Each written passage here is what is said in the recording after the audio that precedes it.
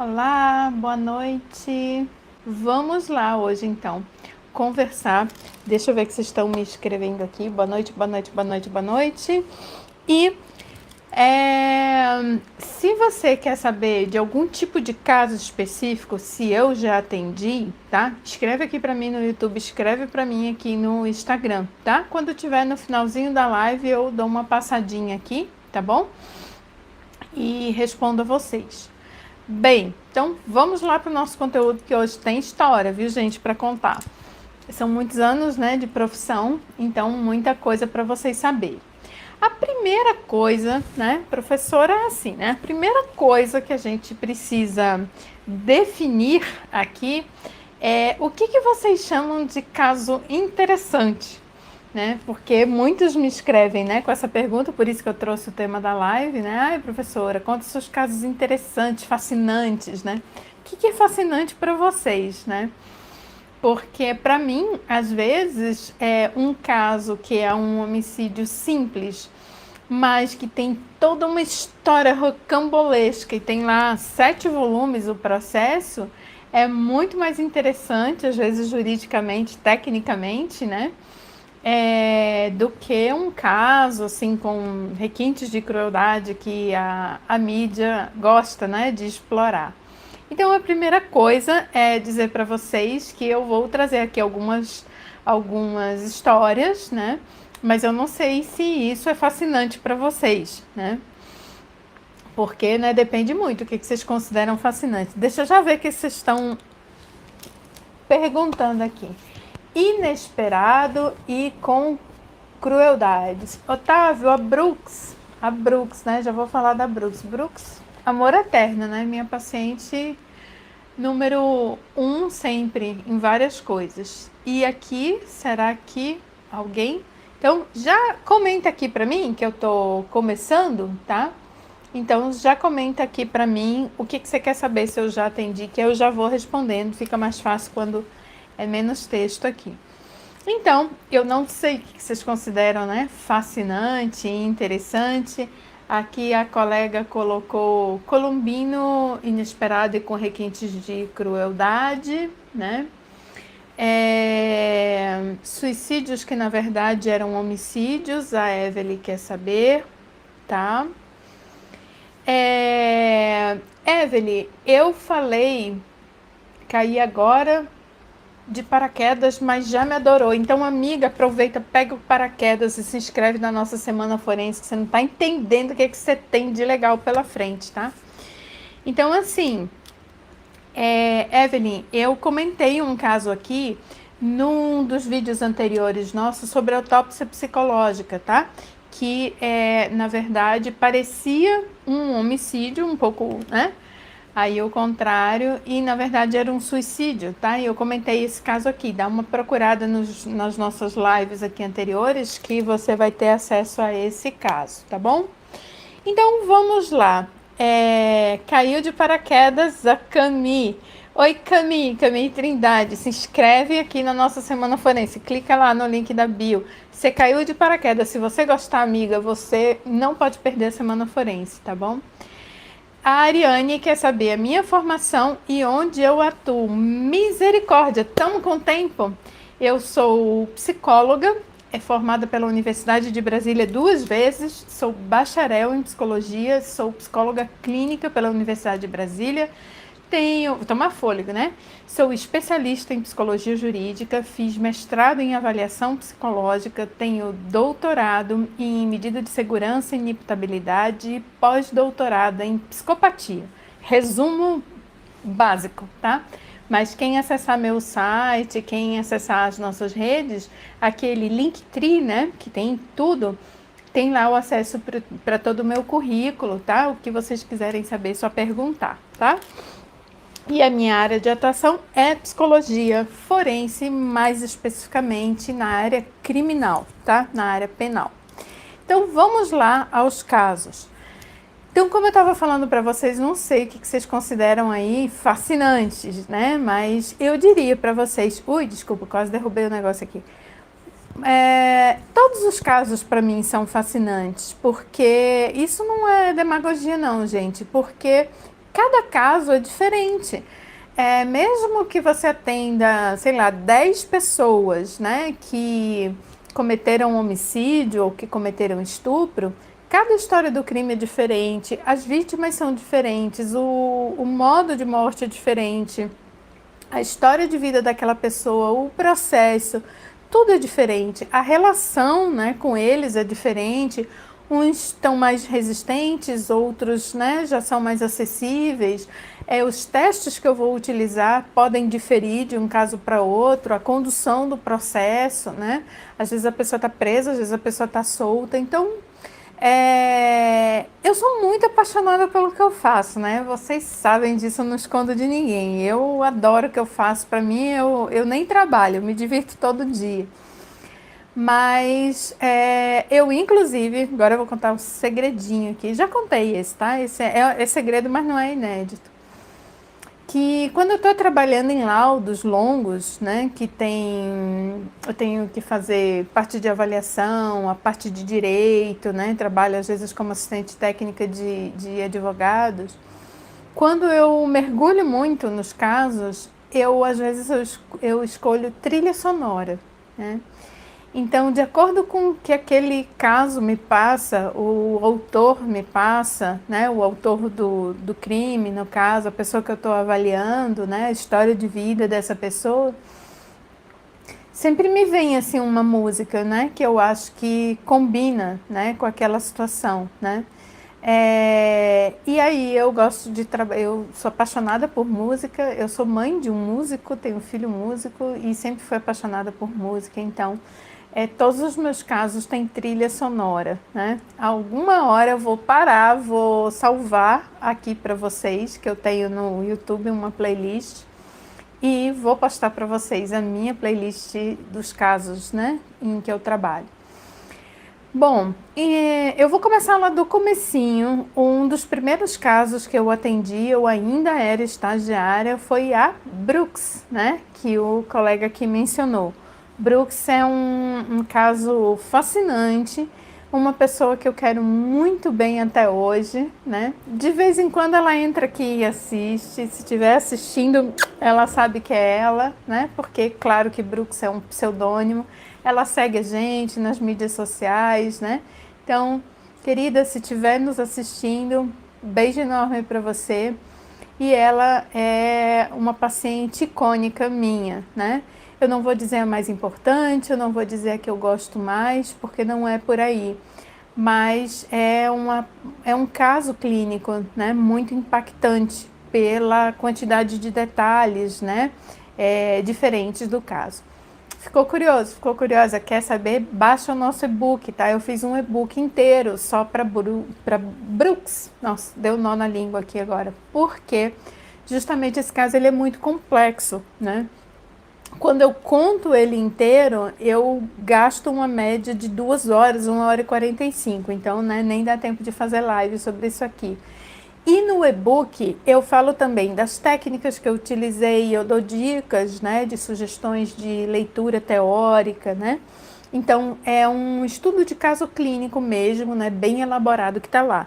É só clicar aqui no link da descrição do Instagram, acho que aqui nos comentários do YouTube, não sei como é que chega lá, mas escreve pra gente, manda direct, o que você quiser, que é facinho de vocês baixarem, um e-book gratuito para vocês conhecerem o caso, tá? E a Brooks, obviamente, autorizou a publicação do caso dela, tomando todos os cuidados. Eu mudei uma série de informações ali, né, para que ela não fosse identificada. E então, eu diria que como um dos primeiros casos que eu atendi, foi muito fascinante por isso também. Resumindo, a Brooks era uma mulher muito jovem naquela época e ela havia cometido múltiplos assassinatos de bebês, né? E, enfim, era uma situação muito complexa, muito difícil para uma estagiária, né? Eu estagiava no Hospital São Vicente de Paula, né? O antigo HPAP de Taguatinga, aí na região do DF, né?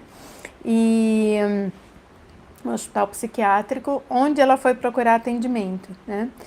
Claro que eu tive supervisão, suporte, né? Eu fazia estágio lá, então eu tinha supervisão no hospital, eu tinha supervisão na universidade, né? Lá na UNB, e eu tive também o acompanhamento de uma psiquiatra que atendia ela, né? Junto comigo. Então eu fazia parte de psicologia e tinha uma psiquiatra, né? Que acompanhava a parte medicamentosa. Esse nome Brooks eu peguei daquele filme que eu vivo recomendando para vocês, Instinto Secreto, com Kevin Costner. Anota aí, Instinto Secreto, Kevin Costner. Não é Instinto Selvagem com a bonitona da Sharon Stone, tá? É com o bonitão do Kevin Costner. E nesse filme, o nome dele é Mr. Brooks, né?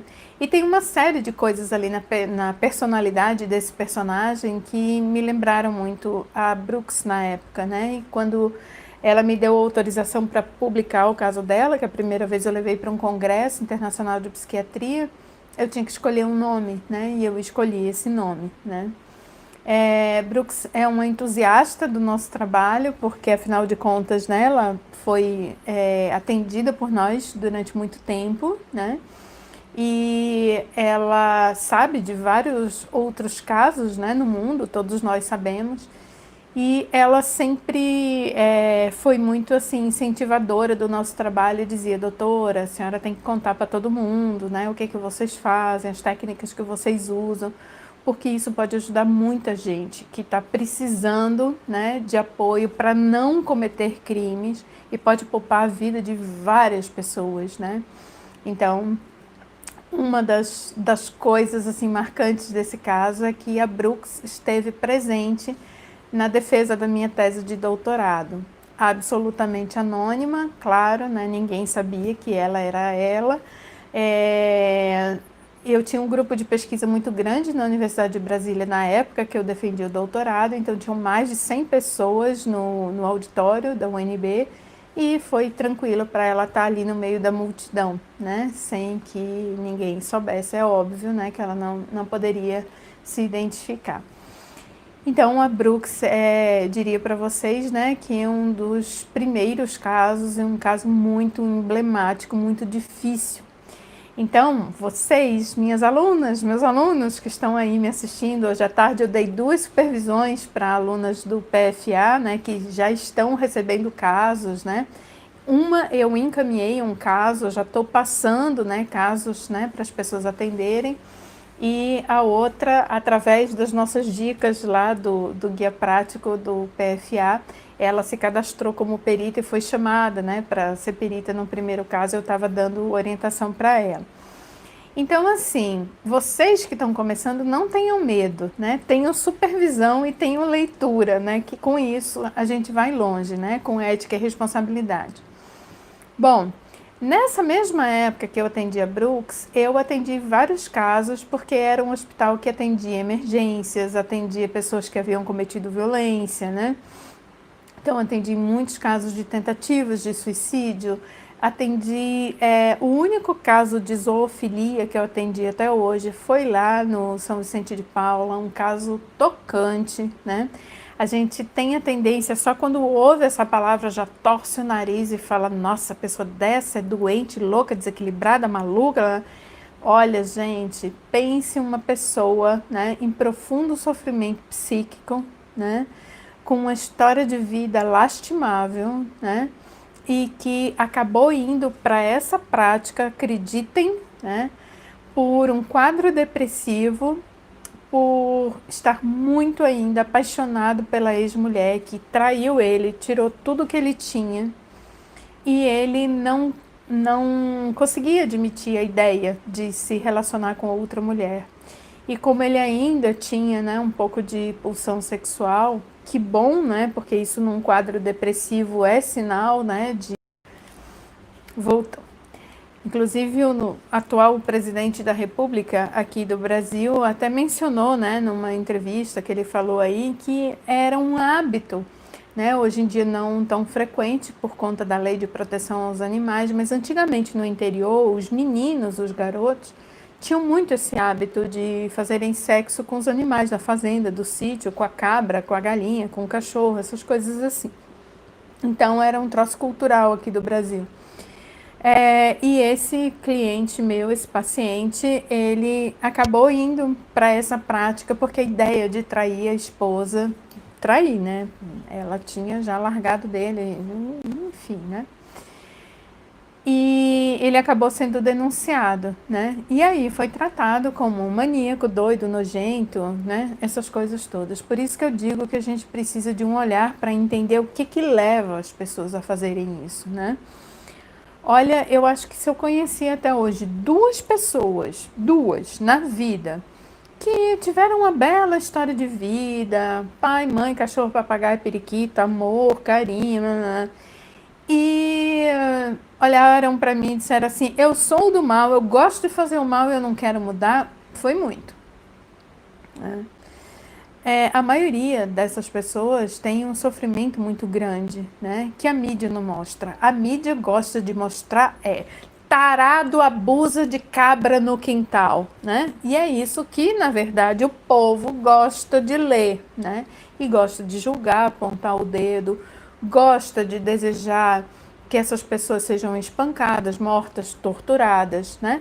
Porque, afinal de contas, né, a gente precisa desses sujeitos aí para botar para fora a nossa própria violência, né? O monstrinho que há em nós precisa de psicopatas para a gente jogar em cima deles todo o nosso ódio, dizer mata, esfola, esguela, deixa apodrecer na prisão, né? Porque é a única situação em que em sociedade nós podemos, né, cuspir o mal e ainda somos aplaudidos, não é mesmo? Então, né, tá aqui, né, o puxão de orelha, né, já para começar a live. Ali eu também atendi o meu primeiro caso, depois eu tive outros de necrofilia, que é a prática de sexo com cadáveres, né? E foi um caso assim emblemático também, porque a pessoa criou, né? Fundou, né? Começou uma empresa funerária, né? E aí foi descoberto, né, que essa pessoa mantinha relação sexual com os cadáveres que ficavam ali, né, de um dia para o outro para serem preparados, né, etc e tal. E também atendi esse caso. Eu atendi 2 casos de canibalismo, né, mas um deles era mentira. Né, tinham inventado que ele tinha comido a orelha da vítima, né, e na verdade não foi, não, mentira, o coração da vítima. E na verdade não foi isso que aconteceu. O crime sim era chocante, era horrível, era tenebroso, mas ele não comeu um pedaço do coração da vítima. Pois a gente foi atrás, né, da parte pericial, das provas, etc e tal, né, para elucidar. E tem uma coisa que é interessante no meu trabalho, que eu gostaria de contar para vocês, que é o seguinte: muitas vezes as pessoas acham assim, vai defender bandido? Não, eu não defendo bandido, até porque eu não atendo bandido, eu atendo pessoas, né, que cometem crimes. Bandido é só um rótulo que não explica o que tem ali por trás, tá? Na verdade, assim, muitos casos que eu já atendi, um dos meus trabalhos é provar que certas coisas que são atribuídas àqueles casos não aconteceram. Teve um homicídio muito, digamos assim, muito bárbaro, né, que eu atendi o autor, e esse homicídio envolvia tortura, sequestro, cárcere privado, abuso sexual, né, estupro, morte, ocultação de cadáver e vilipêndio de cadáver, ou seja, né, maltratar o cadáver, cortar, fazer alguma coisa. O cadáver, na lei brasileira, merece tanto respeito, né, e consideração quanto uma pessoa viva, o corpo, né? E o meu trabalho nesse caso foi ajudá-lo a provar que a parte do abuso sexual não havia sido cometida, né? Ele sempre admitiu o crime, né? Ele me contou detalhes de tudo que aconteceu, suas motivações, etc e tal. E ele sustentava a inocência no caso de abuso sexual. Professora, o que importa? O cara bateu, torturou, né? Guardou a pessoa lá, fez de tudo. Que importância tem isso? Tem mais é que ficar na cadeia. Não. para mim, não, né? Para mim, se você... Eu penso assim, se eu vou numa padaria e eu compro pão, queijo, ovo, presunto, leite e refrigerante, é por aquilo que eu vou pagar. Eu não vou pagar nem mais e nem menos. E a mesma coisa na justiça. Um crime sexual, além de ter acrescido 8 anos na pena dele, deixa eu fazer uma observação aqui para vocês, parênteses aqui, tá?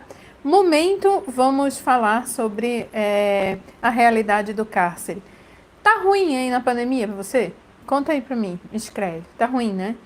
Ruim, você não aguenta mais. Você acabou com o estoque de filme do Netflix. Você não aguenta mais as opções do Uber Eats. Agora pensa comigo o que é você ficar 28 anos, 22 anos, numa cela, sem ventilador, sem ar-condicionado, sem a sua internet, sem o seu celular, sem filme, sem uma boa comida, sem nada. Se você acha que isso pode melhorar alguém, escreve para mim e me diz por quê, tá? Porque eu tô super interessada em conhecer. A gente não tá dando conta de 6, 7, 8, 9 meses de pandemia aqui, vivendo a pão de ló, né? Muitas vezes as pessoas estão indo trabalhar, né? Também, mas eu tô falando de quem ficou em isolamento, né? Agora pensa comigo, né? Como é que alguém pode melhorar numa situação daquela, tá bom? Vamos refletir. Voltando aqui.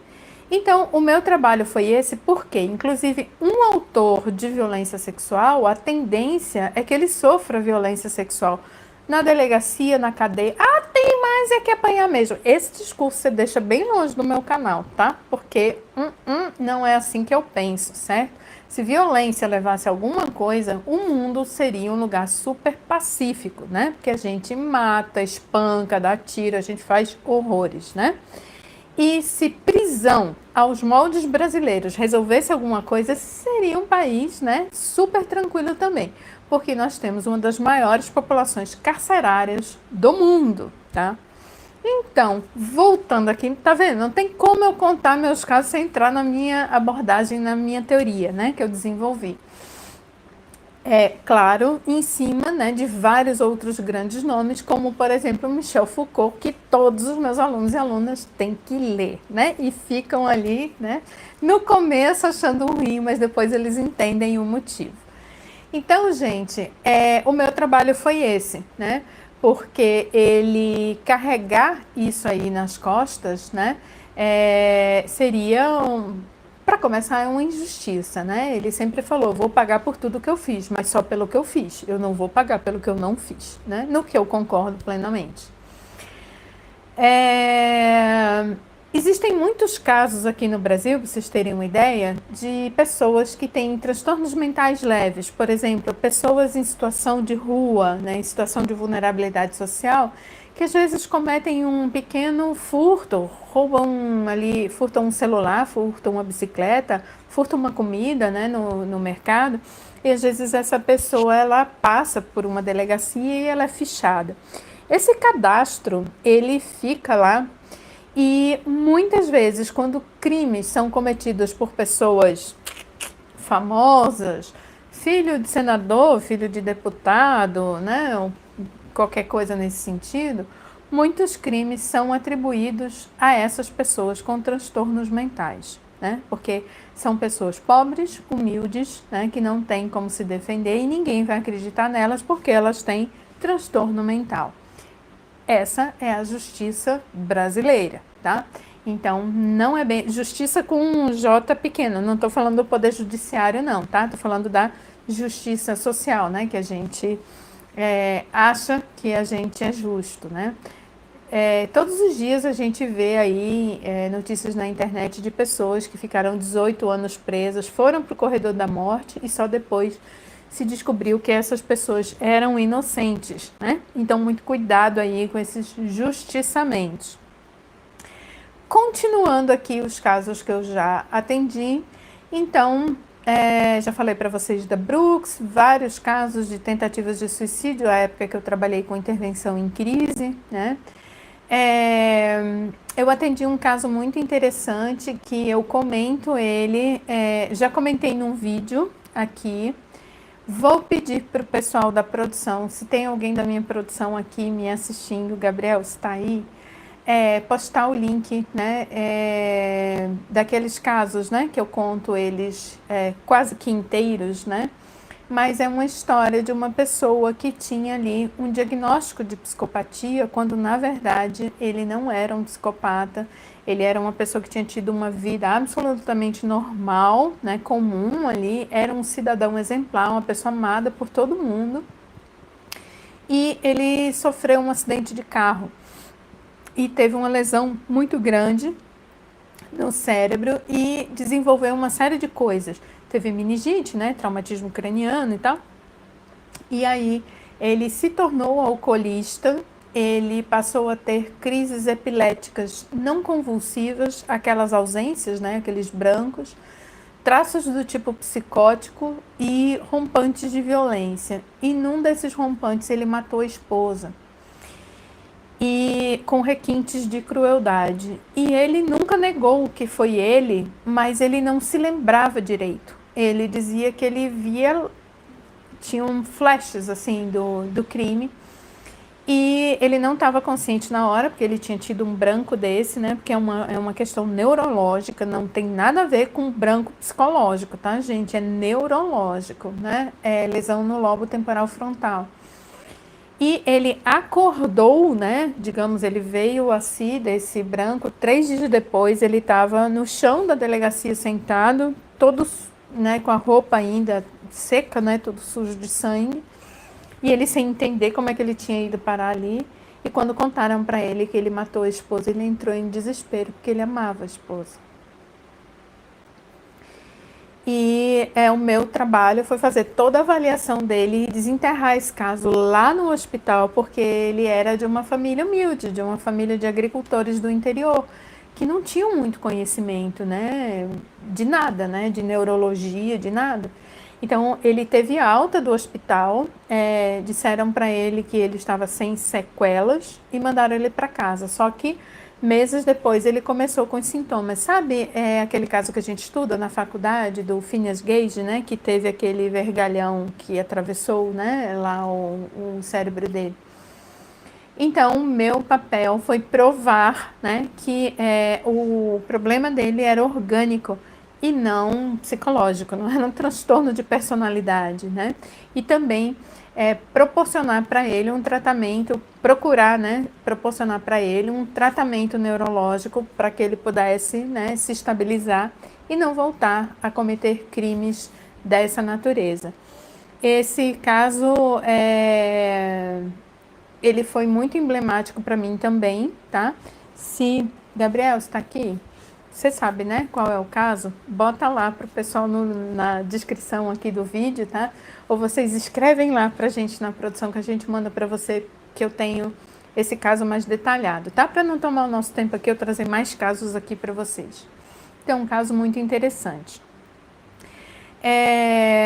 Muitos casos de falsa acusação de abuso sexual. Mulherada, puxa a orelha de vocês aqui. Coisa feia, hein? Antigamente, quando uma mulher, né, se separava do marido, que ele arrumava outra, o que, que a mulher fazia? Falava assim para os filhos: seu pai não presta, uma vagabunda, ele esqueceu de nós, né? Ele não te ama, né? E a gente começou a chamar isso de alienação parental, né? O mundo foi mudando, a nossa palavra enquanto mulheres e das crianças também, né, como vítimas de abuso sexual, passou a ter mais validade, né? Isso é muito bom quando o abuso aconteceu de verdade, né? O problema é que muita mulher usa da prerrogativa de que o seu discurso convence, chega lá, inventa mentira na delegacia e conta que o ex, né, abusava da filha, abusava do filho, abusava do enteado, sei lá o quê, como forma de vingancinha. Meu olhar 43 para você, tá? Então, eu tenho tido muitos casos assim, né, no tribunal. Obviamente que a gente tem como saber, né, se é mentira, se é verdade, através da avaliação psicológica da suposta vítima, da avaliação psicológica do suposto agressor, né? E se você conhece algum amigo, colega, parente que está passando por isso, passe nosso contato. A gente tem equipe no Brasil inteiro, né? A gente já tem gente atendendo esse tipo de caso, tá bom? eu acho lamentável, para dizer o mínimo, tá? Bom, além desses casos, eu atendi um caso de estupros seguidos, de estupros em série, que me chamou bastante atenção também. Uma hora tem que falar mais sobre esse caso. Já falei sobre ele num vídeo, mas não contei ele completo, né? Mas era um senhor que ele foi criado numa família muito correta, muito tradicional, assim, de uma religião muito conservadora, que não podia falar de sexo, não, né? E ele sofreu muita repressão sexual. E ele acabou namorando cedo, né, com uma moça da igreja, com a qual também não podia fazer sexo, acabou casando com ela. E a vida sexual era muito empobrecida, limitada, principalmente se a gente para pensar no tipo de pulsão sexual dele, né? Que não era, tá?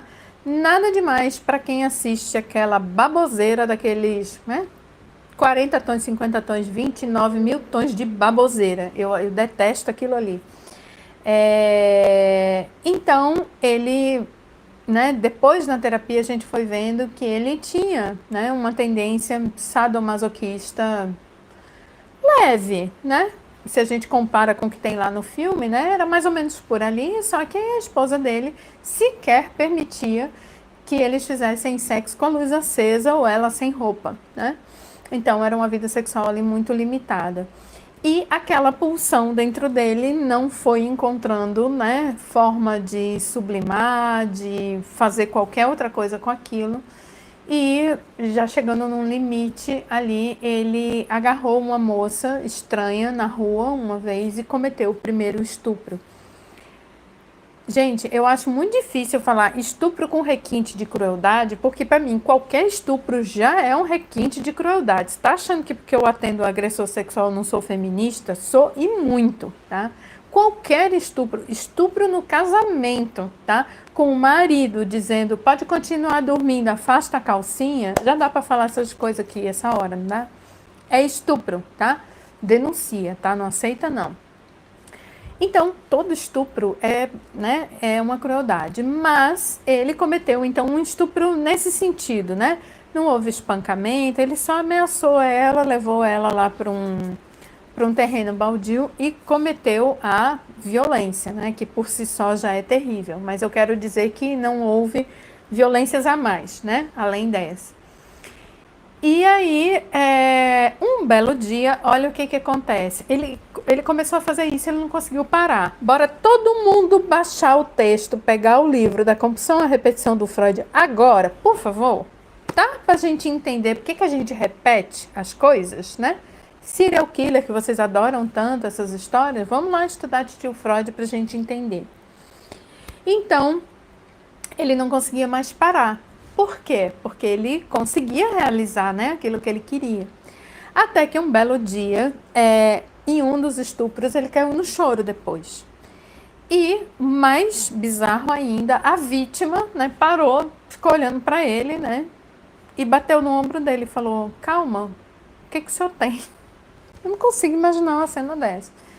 E ele começou a desabafar com a vítima, começou a dizer, né, que não sabia o que acontecia com ele, por que ele fazia aquilo, que ele não era um homem mau, né, do mal, que ele era um cidadão, que blá, blá, blá. E ela disse para ele procurar um psicólogo.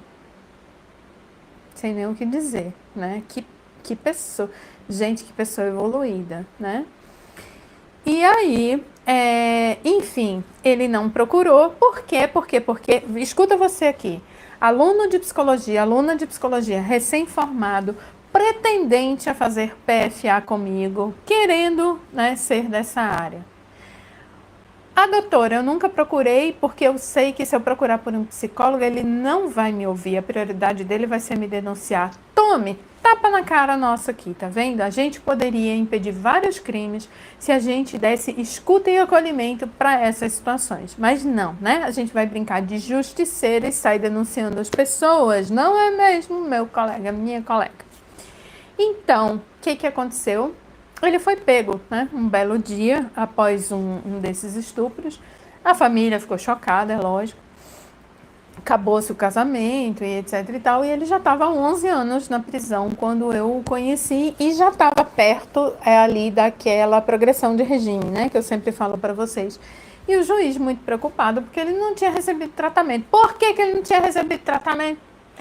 Ele foi cumprir medida de segurança? Foi. Por quê? Porque por ele ser uma pessoa humilde, né, ele tinha também um atrasozinho do desenvolvimento, então ele tinha uma certa lentidão na aprendizagem, então ele acabou pegando uma medida de segurança, que não foi pequena.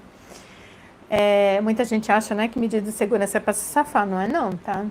E aí, o juiz com medo. E por que ele não recebeu o tratamento se ele foi para uma instituição de tratamento psiquiátrico? Porque as psicólogas do local tinham medo dele, porque ele era um estuprador de mulheres.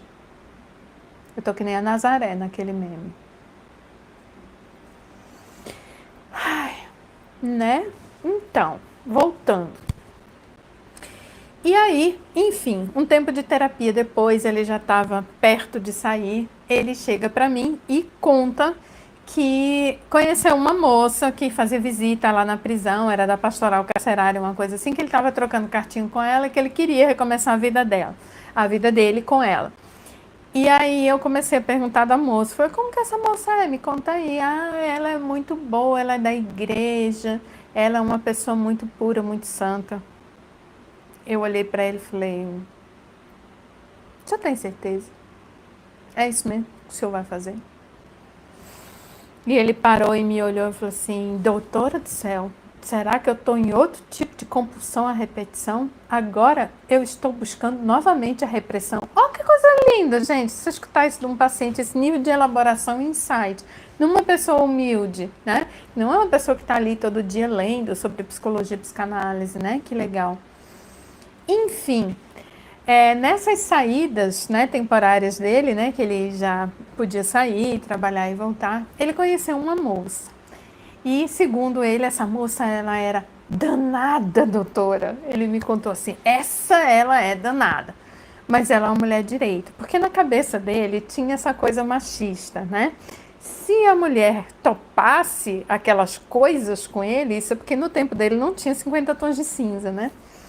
Essa mulher não serviria para casar com ele. Então, a mulher para casar era aquela mulher santa, né, da igreja. Isso é uma coisa cultural, né, que a gente, infelizmente, ainda carrega aqui, né, no país.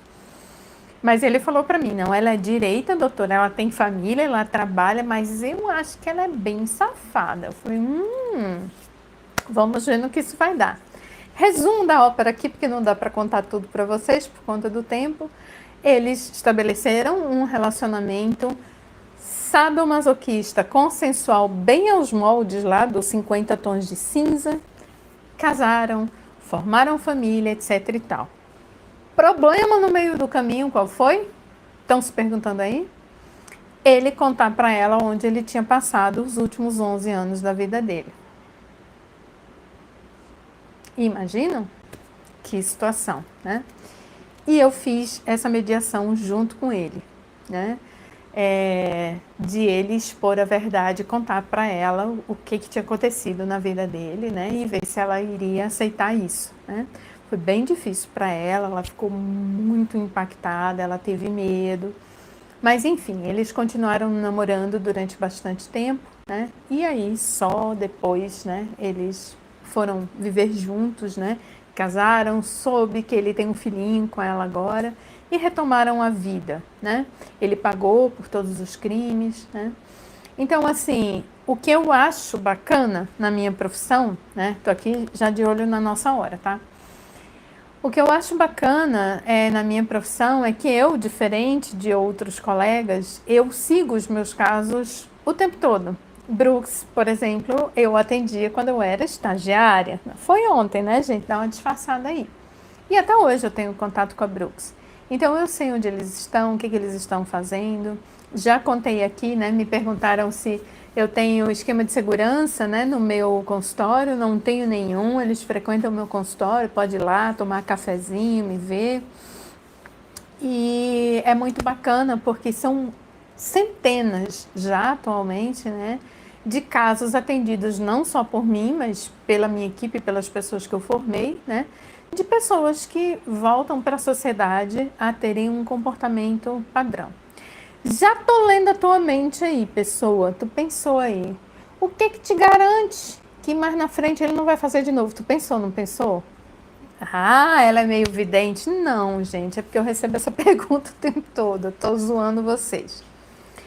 Nada garante, nada garante. E aí eu vou devolver a pergunta para você. Quem te garante que essa pessoa que está aí no outro cômodo da tua casa, do teu trabalho agora contigo, uma hora não vai fazer uma maldade com você?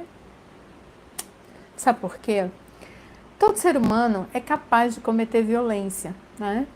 E depende de você chegar num limite, né? De você, enfim, né? Encontrar ali uma motivação que te priva os sentidos, às vezes momentaneamente, né? Então, por isso que eu sempre digo que eu me sinto mais segura dentro de um presídio, né? Com essas pessoas do que aqui fora, porque aqui fora a gente não sabe, né? Lá dentro, pelo menos, tem diagnóstico, tem avaliação de risco, tem minhas avaliações psicológicas, meus testes, eu mais ou menos sei como é que aquelas pessoas funcionam, o que que elas dão conta ou não, né? Bom, para além de casos de estupro, de gente que matou gente da família, muitas pessoas eu já atendi, que matou pai, que matou mãe, que matou filho, que matou a família toda não, né? Matou assim, esposa, 2 filhos, né? Vários casos assim, casos de terrorismo, né, que eu já contei para vocês, né? Ultimamente eu estou me especializando não, né, curso de pós-graduação, né? Mas eu tenho trabalhado cada vez mais com terrorismo internacional, que é eu acho que é uma área muito importante da gente ficar ligado, porque afeta e ameaça o mundo inteiro, né? Não é só no nosso umbigo aqui pertinho, né? Então é o tipo de caso que eu estudo muito, que eu atendo muito. Já atendi uma situação de uma ameaça terrorista, onde eu fui chamada para ajudar os negociadores, né, do caso, a essa pessoa ser dissuadida de cometer o ataque. Deu certo, senão eu não estaria aqui conversando com vocês, né? Já atendi uma outra ameaça terrorista que não foi adiante, mas porque as pessoas foram pegas, descobriram o esconderijo delas, elas só foram presas depois, um pouquinho antes delas cometerem o atentado. Então pegaram o material deles, por isso eles não puderam cometer. Então não foi bem a gente que convenceu eles a não fazerem não, né? E aí dias depois eles foram presos, né? Então o tipo de caso que você imaginar, vários casos eu fui em Brasília, né? Aqui em Curitiba ainda não, mas aqui tem vários casos assim, de vez em quando aparece, né? Do marido que não aceita, marido ou namorado, ou amante, ou anexo, ou seja lá o que for, né? Não aceita o fim da relação, se tranca dentro de casa com a mulher, com os filhos, bota um revólver na cabeça, bota uma faca, faz todo mundo refém, lá vai a polícia tentar resolver esse problema, né? Muitos casos assim eu já atendi, né? O que mais que vocês querem saber? Me perguntem aí. Ó, nosso tempo aqui, deixa eu botar. Meu Deus, cadê meu óculos? A pessoa, né, às vezes tá com óculos na cabeça procurando o óculos. Medida socioeducativa, experiência valiosa. Amo de paixão, já contei num vídeo também, que eu me tornei madrinha de uma banda de rap, tá? De jovens do sistema socioeducativo, né? Que ficaram lá cumprindo medida de segurança, e eu acompanho medida de segurança, medida socioeducativa, e quando saíram, né? Me convidaram para eu ir assisti-los, né, gravar o CD deles, da banda, né. Eu não vou dizer que eu gosto de trabalhar no sistema socioeducativo, porque me parte o coração ver esses jovens, esses adolescentes serem tratados como lixo, quando na verdade é a sociedade que os coloca nessa situação. Quer um vídeo meu sobre isso, dizendo que eles não são os monstros que vocês pensam? Comenta pra mim que eu faço um vídeo sobre isso, tá? Mas não é bem assim não, tá? Existe todo um esquema perverso. A colega que trabalhou no socioeducativo, fala aqui pra mim se você não acha isso. que coloca esses jovens nessa situação e muitas vezes eles não têm como sair, eles não têm opção, tá? Não estou passando a mão na cabeça dizendo que são uns bonzinhos. Eles matam, roubam, picam, fazem horrores, né? Mas não porque acordaram decididos a fazerem isso, né? Muitas vezes eles são levados por um sistema mais perverso do que eles, a eles serem como eles são. Que mais? Que caso eu não atendo? Que caso eu não atendo? Eu não atendo caso comum no meu consultório. Depressão, bipolaridade, transtorno alimentar, nada. Nenhuma das outras coisas do DSM. Não atendo nada disso. A não ser, né, que seja um caso, não tem outro psicólogo, lá vou eu, tá? Mas em termos de crime, de violência, não existe nenhum caso, né, que eu não atenda. Talvez, claro, né, com certeza existem casos que eu não atendi ainda, né? Porque cada caso é único, né? Mas atendo tudo. Todos os pacientes que eu atendi tiveram problemas, traumas familiares na infância e na adolescência? Sim, com certeza ou totalmente. E graves, tá? Gravíssimos. São pessoas ali que vêm de um histórico terrível, tá? A Stephanie conhece a história da banda, né, Stephanie? Pois é. E eu passei um sufoco, né? Stephanie sabe disso. A maioria dos criminosos são realmente psicopatas? Se eu já atendi algum, amei a sua pergunta. Sei que a maioria das pessoas aqui já sabe a minha resposta, né? Tenho muitos alunos me assistindo aqui. Para começar, a gente precisa discutir. Eu tenho vídeo sobre isso no canal. Alguém da produção? Miriam, você tá aí? Gislaine, você tá aí? Gislaine, você é quase da produção do canal, tá? Manda alguma coisa lá pro Gabriel da produção e pede para ele disponibilizar esse vídeo da psicopatia. Eu fiz recente, tá? Falando sobre isso. Para começar, gente, tem uma confusão danada aí que vocês saem chamando de psicopata qualquer pessoa que comete uma loucura, tá? Psicopatia é um transtorno mental e tem critério, tá? A ser seguido para diagnóstico. Igual Covid, tem que ter isso, isso, isso e isso. Na psicopatia também, tá? Não é só matar o pai que você vira psicopata, tá? Então, para começar, essa palavra caiu na boca do povo e todo mundo chama qualquer pessoa, fulano é um psicopata. Não é assim. Em segundo lugar, tenho duas notícias para vocês, uma boa e uma ruim. Qual vocês querem primeiro? Vamos dar boa primeiro? Só 2%, isso é uma média mundial, tem publicações em várias revistas científicas dizendo que só 2% das pessoas com transtorno de personalidade antissocial cometem crimes, né, que envolvem sangue, morte, sexo. Eles fazem muito crime do colarinho branco, né, essas coisas assim. Aqui no Brasil tem uma galera que tem aparecido muito aí na televisão, né? Tem uns esquemas assim meio estranhos. Eles trabalham num lugar assim em Brasília, tem um lugar que tem um gramado verde.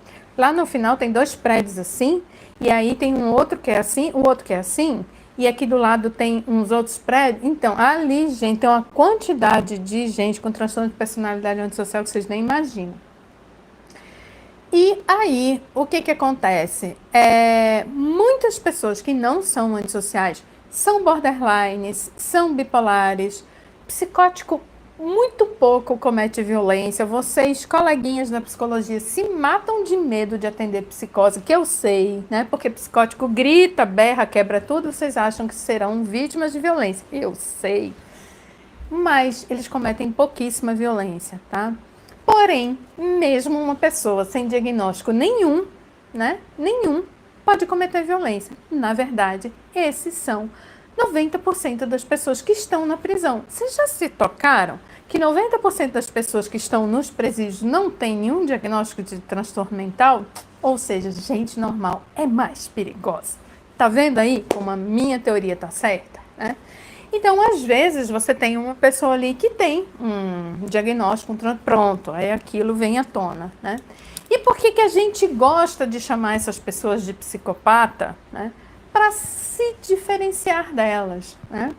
Porque a partir do momento que eu acredito que só um psicopata é capaz de matar um bebê, eu me diferencio dele e digo, não, uma pessoa normal não faz isso. Faz. E para terminar, eu vou dizer para vocês que gente normal não existe, tá? Parem com isso. Aliás, se você conhece alguém, manda para mim, eu quero conhecer. Ó, gente normal e família normal, eu nunca conheci um. Você conhece? Comenta comigo, escreve pra mim, tá? O que eu já conheci foi muita gente que faz de conta que é normal e quando você levanta o paninho, oh, meu Deus, né? Então, gente, deixa eu ver se tem mais alguma pergunta, se tem tempo ainda, né, para responder. 7 minutinhos. Que mais? Assassinato com paciente esquizofrênico. Acabei de falar, né? Muito difícil. Pode acontecer, né? Mas é muito raro.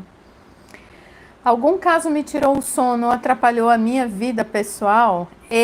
Melcerqueiraque. Pegou na minha veia, hein, guria? Vou te responder porque tu merece. Sim, 2 casos onde indiretamente eu estava envolvida, tá? Esse caso que eu falei de uma ameaça terrorista, ele aconteceu, a ameaça, né, do ataque terrorista ia ocorrer na instituição onde eu trabalhava, né? Ou seja, eu era uma das potenciais vítimas e as pessoas que trabalhavam comigo também. E eu e a pessoa que trabalhava comigo na época éramos as únicas pessoas, né, capacitadas para lidarmos com esse tipo de situação, porque a gente já trabalhava com isso, né? Então a gente teve que ajudar, né, as investigações, ao mesmo tempo em que a gente ficava apavorado com o que podia acontecer com a gente, né?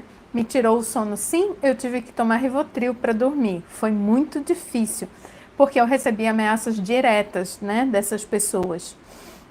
Não era fácil. E aí o que aconteceu? Quando eu entrei em contato com essas pessoas, né? Porque uma das coisas que eu fiz foi tentar fazer ali o meio de campo.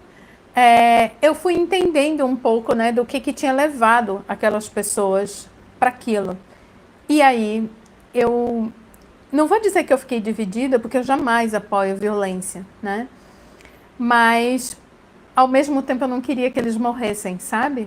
Eu queria que sim, que eles fossem parados, que eles tomassem consciência, que eles não fizessem aquilo. Mas se eles tivessem sido alvejados pela polícia, graças a Deus não foram, né? Eles foram presos, cumpriram lá a sua pena, eu ia ficar mal, né? Porque eu sou contra qualquer violência, contra vítimas e contra agressores. E o segundo caso que mexeu comigo foi um assassinato, né, que aconteceu na universidade onde eu trabalhava. E esse assassinato mexeu, né, com a universidade inteira, lógico. O assassinato ocorreu dentro da universidade.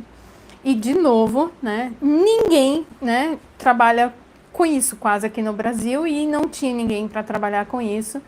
E eu estava arrasada porque a vítima era colega de algumas alunas minhas, né?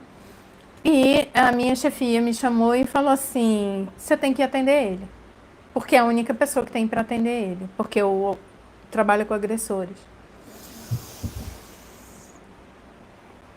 né? Só que aquilo me tocou também. E faziam poucos meses que a minha filha tinha falecido, né? Eu perdi uma filha com câncer aos 28 anos. Apesar da minha filha não ter morrido vítima de violência, eu estava fragilizada.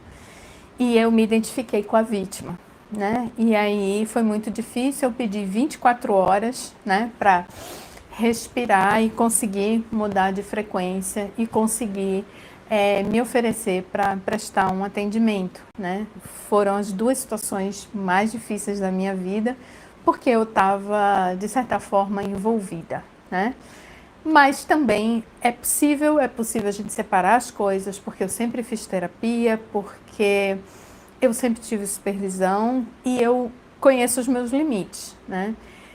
Houve um caso que eu não dei conta de atender, tá? Um único, ninguém perguntou aqui, mas eu vou contar. Foi um cara que entrou no meu consultório e ele era a cara do meu ex. E aí não deu, gente, porque eu olhava para ele.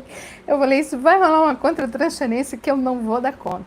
E eu muito gentilmente, né, claro, sem dizer o motivo, encaminhei ele para uma colega, né? Então é isso, gente. Muito obrigada. Agora o tempo do Instagram acabou. Obrigada novamente por todas as mensagens, tá, de solidariedade que eu recebi de vocês, né, pelo meu luto. Obrigada mesmo. Amanhã a gente está aqui de novo, tá, para falar mais da forense, 19 horas. Ativa o lembrete. E vocês que caíram de paraquedas, pega o paraquedas, corre e se inscreve na Semana Forense, porque isso aqui foi só um snack do que vai ser a nossa Semana Forense, tá bom? Não esquece não.